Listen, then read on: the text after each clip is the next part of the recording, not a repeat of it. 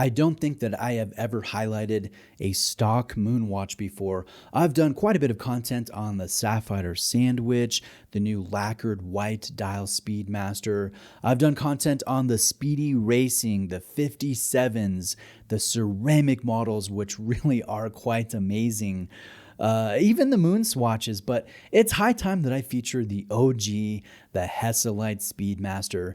First things first, this is probably the most iconic sport watch of all time. An argument could be made for the Submariner, the Santos, the 50 Fathoms, the Tank, the Reverso, the Daytona, among others, but I think it's the Speedy that takes the cake. And you know what? It might not even be a fully original design. Take a look at this Rodania geometer from what is estimated to be the 1950s. Some collectors argue that it predated the first Speedmaster in 1957 by up to 3 years. Others argue that it did not come out before the Speedmaster but was released at the same time and was in a sense a contemporary homage. I don't know the answer, but I think it's kind of a fascinating ancillary nugget of information. The Speedy is what everybody thinks about, but there is the Rodania geometer that is eerily similar with multiple aspects of the watch. Now, thank you to Exquisite Timepieces for sending in this Speedmaster for me to share and present. They send in amazing watches regularly. I've worked with them for years. I bought from them for years. So if you are shopping any Omega, definitely reach out to this family-owned AD. They carry over 60 brands, and I've linked their contact information below. Now, the reason why I think the Speedy is the greatest sport watch of all time is the simple reason it was chosen by NASA to be used by astronauts during the Mercury and the Apollo missions. It was a tool worn by brave men, not just in low Earth orbit, but in the vacuum of space during spacewalks. It was used on astronauts' wrists as they walked on the moon.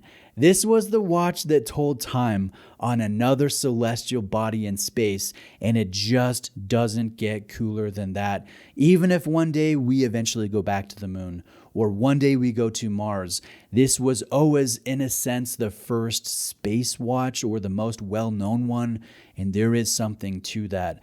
I do think the design is strong on its own, it's versatile, and it would likely remain a steady seller in, the Omega product catalog, even without the space history. But with that history, with that correlation, it is taken to a whole new level.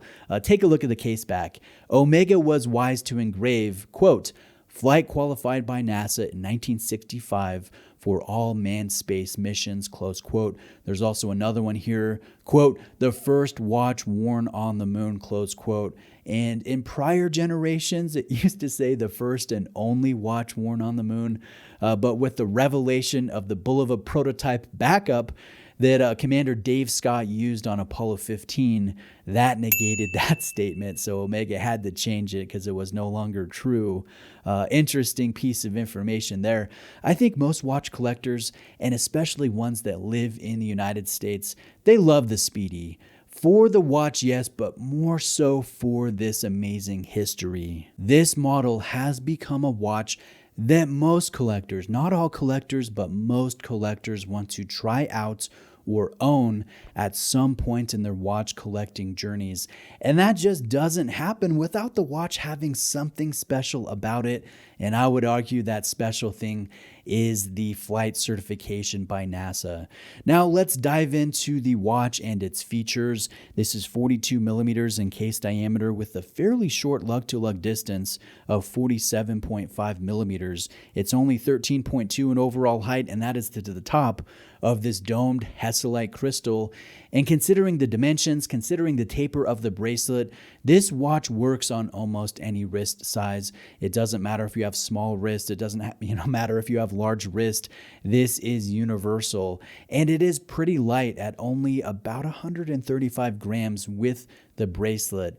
And so I think the lightweight nature comes mostly because of this tapering bracelet and the narrow milled clasp. It is far less substantive than the prior 5-link design, which some collectors will really prefer. Going in on the dial is stepped when it comes to the form, and it has surprisingly good lume.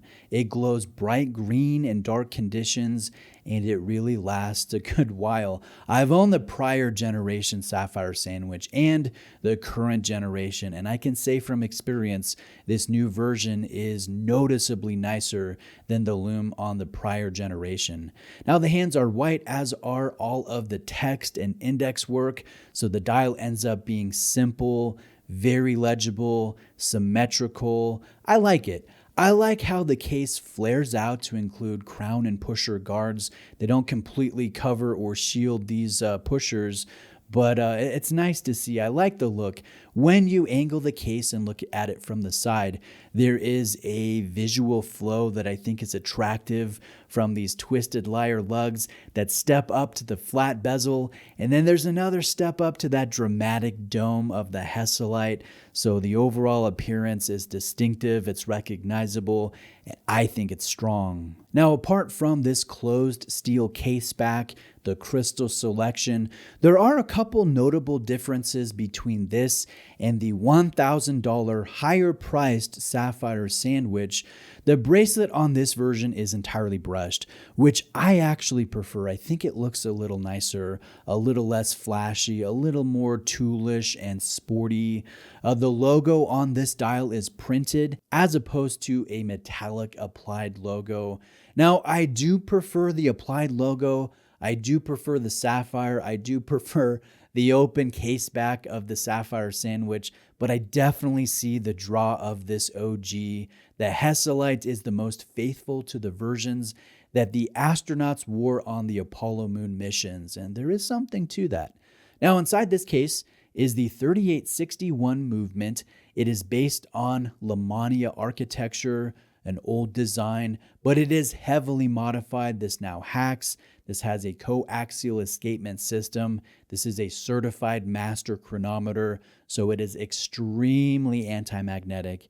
It is shock resistant. It is very accurate, and I love the fact that this movement is meta certified. I think that is a significant draw to a lot of people. Now let's take a look at the clasp.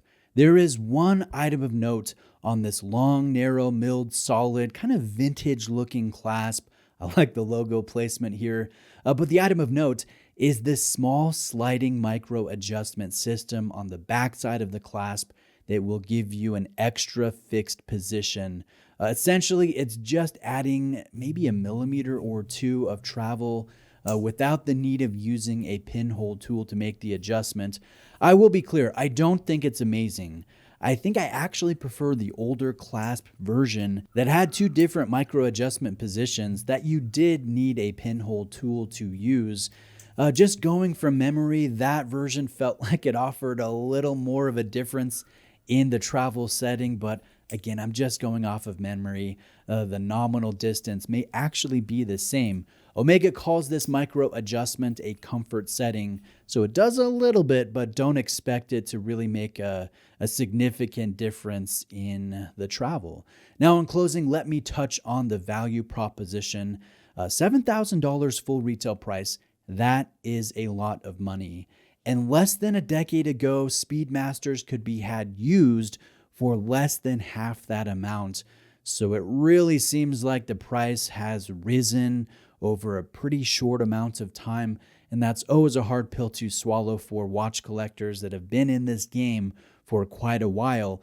That said, so has the prices of every other watch brand, of every other iconic sport model or luxury watch brand. I think the day of crazy value for money in specific models is pretty much gone. So I look at other chronographs priced close to $7,000, and the Speedmaster, in my opinion, still holds its own. I'll take this with this 3861 movement over a Monaco with a Solita movement that carries a chronograph module affixed to it. I'll take this over a Navitimer that has a great movement but generally can't be found close to $7,000 retail. I look at this versus a Daytona, if you're lucky to get a Rolex Daytona, and that is nearly double the price of the Moon watch at retail. So I really don't think that they're comparable watches.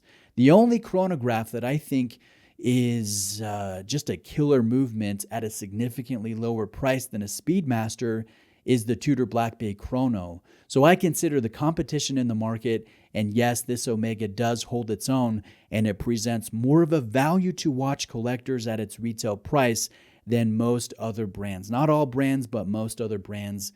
So even though the price has gone up over the past 10 years, it's still holding its own in the market. And speaking of the market, there will always be a demand for this versatile strap monster with the unbeatable space mission tool history. This is an icon. This is a classic, and I think it will remain so for another 50 years or more. Thank you again to Exquisite for sending me this and other amazing watches to film and share. I have some really good content that I'm working on. If you're shopping Omega, definitely reach out to Exquisite, and you are welcome to text my own sales guy, Joe. I'll place all that contact information below. If you enjoyed this presentation, please like this video. It really does help my channel. If you enjoy this type of detail-focused content on luxury watches, please subscribe. I post videos like this every few days. The subscribe button is below. Thanks.